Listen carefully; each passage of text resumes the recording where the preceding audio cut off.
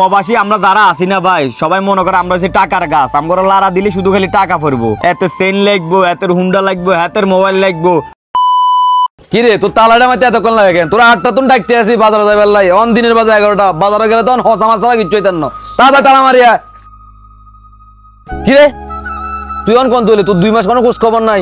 ইয়ো ভাই শরীরে অশান্তি লাগতে আছে, ঘরে চলেন, ঘরে যাই কথা কই, চলেন ঘরে। ঘরে যাবো মানি রুম হয়েছে 3টে, একটা মধ্যে আমি তাই, একটা মধ্যে ছোট বোন তাই, একটা মধ্যে বাইয়ের ভাবি তাই। তুই কোনা যাইতি কর? কি ও ভাই হাতে কিতা কয়? আমি কনে যেতাম, আমি বাড়ির থাকতে তো তাই থাইম কনাই। তুই কই দেখবি এটা আমরা কেমনে জানি?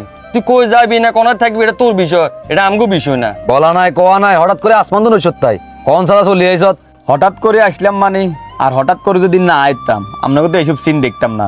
আমি যে 5টা বছর বিদেশ যাই, বিদেশের মাটিতে হইলাম, এত টিয়া হারাইলাম, এই টিয়ার তো কোনো হিসাব কোনো সময় চাইও না।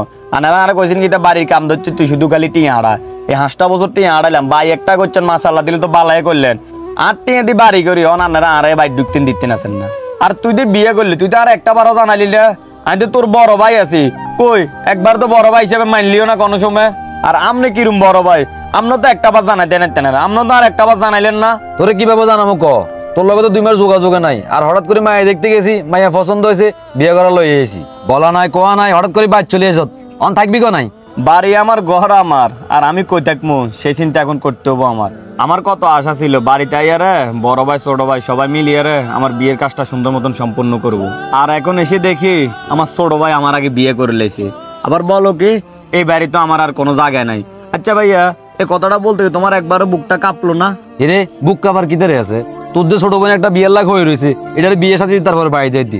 এই যে এতে বিয়ে করছে 1 সপ্তাহ আগে, এদের একটা লাইন গাইড করে দি বাড়ি যাইতি, তারপরে মনটা বুঝে দিতাম। বাহ ভাইয়া বাহ, ছোট বোনের বিয়ের কথা ভাবলা, ওই বিয়ে করে ফেলছে 1 সপ্তাহ আগে, ওর কথা ভাবলা, ওরে আবার লাইন করে দেওয়ার জন্য বলতে আছো।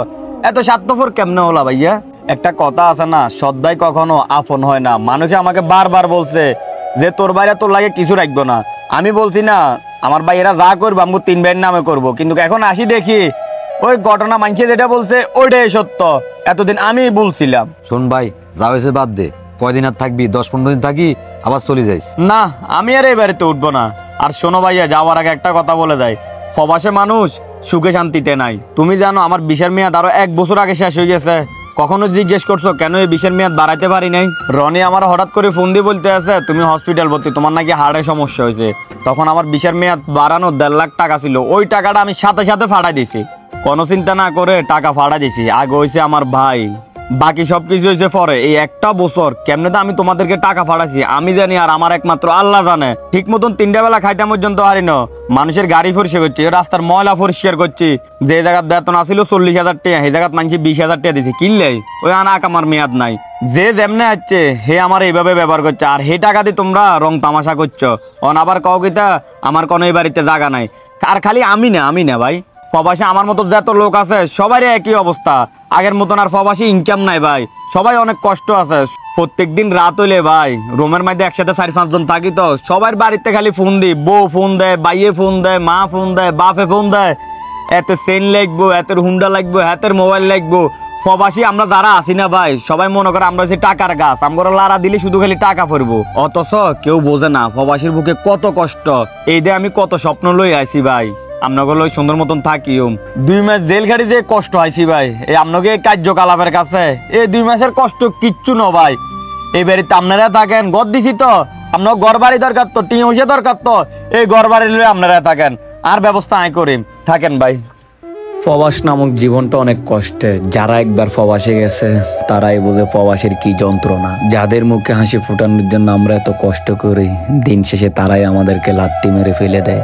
এই প্রবাসের মাটিতে আমরা খেয়ে না খেয়ে পড়ে আছি, কেউ খোঁজ লওয়ার মতো নাই। যদি ভিডিওটি ভালো লাগে অবশ্যই একটি লাইক আর একটি শেয়ার করে দিবেন। ধন্যবাদ।